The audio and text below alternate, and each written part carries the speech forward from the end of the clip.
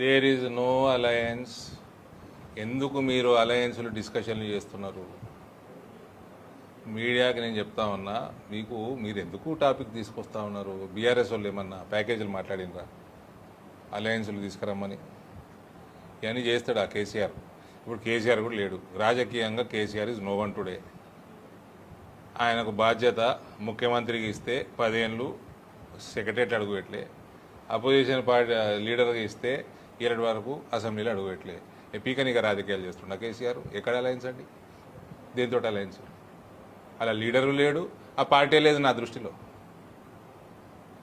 శాస్త్రి గారు మీరు అంత సీనియరు, మా నాయన రాజకీయాలు చూసినారు. ఈ రాష్ట్రంలో పొలిటికల్ రాజకీయాలు, పొలిటికల్ అలయన్స్ అని చూసిన వాళ్ళే కదా మీరు. 2004లో కాంగ్రెస్ పార్టీ ప్రభుత్వంలోకి పెద్ద ఎత్తున వచ్చింది. ఆ టైంలో ఆ గాలి ఉన్నప్పుడు 42 సీట్లు ఇచ్చిండ్రు టీఆర్ఎస్కి. ఎన్ని ఉండే వాళ్ళు? ఒకడే ఎమ్మెల్యే ఉండే, లింగులు ఇటుకు కేసీఆర్ ఒకడే ఉండే. ఒక్కటి ఉంటే 42. ఎందుకు ఇచ్చారు? తెలంగాణ వాదం బలంగా ఉందని ఇచ్చారు. ఇప్పుడు ఏం వాదం ఉందండి బలంగా? టీఆర్ఎస్ అంటే కరప్షను, టీఆర్ఎస్ అంటే ఆరోగెన్సు, కొవ్వు, డ్రగ్సు. వీళ్ళతో ఏం అలయన్స్ పెడతారండి? టీఆర్ఎస్ ఏంది? What is their ideology today? KCR బిడ్డనే చెప్తుంది కదా ఏమేం చేసిరు వాళ్ళు 10 ఏళ్ళు ప్రభుత్వంలో, వాళ్ళ కుటుంబ సభ్యులు. ఎవరితో అలయన్స్?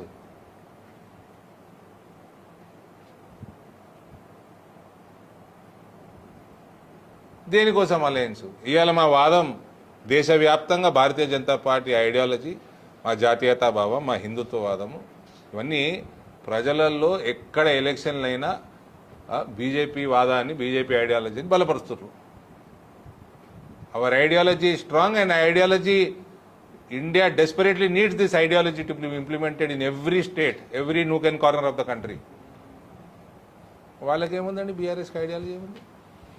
అయిపోయాయి. తెలంగాణ వచ్చి 12 ఏళ్ళు అయిపోయాయి. సర్ప్లస్ స్టేట్ని కేసీఆర్ అనేటోడు లక్షల కోట్ల అప్పులు ముంచిండు.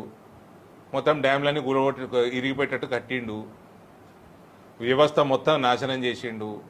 మీకు ఆరోగ్యశ్రీ హెల్త్ ఇన్సూరెన్స్ నాశనం చేసిండు. ఇండ్లు కట్టియలేదు, మీకు రోడ్లు వేయలేదు, గ్రామ పంచాయతీలు నాశనం చేసిండు, మీకు మొత్తం ఫీ రీఎంబర్స్మెంట్లు నాశనం చేసిండు, మీకు ఒక ఎంప్లాయ్మెంట్ సిస్టమ్ని నాశనం చేసిండు. కేసీఆర్ చేసిన మంచి పని ఏందండి? 2000 రూపాయలు పెన్షన్, అప్పులు చేసుకుంటే పెన్షన్ ఇచ్చిండు, అంతేనా? ఇంకేం చేసిండు? పవర్ సెక్టార్లో కరెంట్ ఇచ్చిన అంటాడు, అది మొత్తం స్కాము, అప్పులు చేసి స్కాము. డ్యామ్లు ఎట్లా కడతారా అండి? ఒక్కసారి కూడా నీటు నిల్వ చెయ్యలేని డ్యాములు కడతారు కూడా లక్షల కోట్లు పెట్టి. అటువంటి వారితో అలయన్స్ పెట్టుకుంటారా?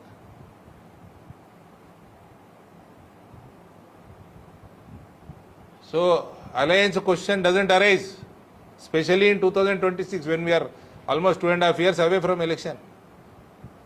BJP will rise, BJP will rule in Telangana.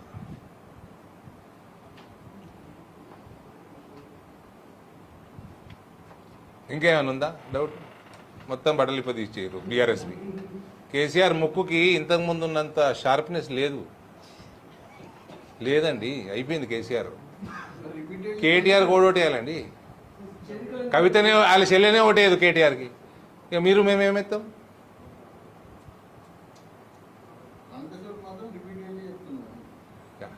Congress వాడు ఆయనకి నడిపి వస్తలేదు, అది ఏదో వేరే వాళ్ళని బదనాం చేయాలని చేస్తున్నాడు.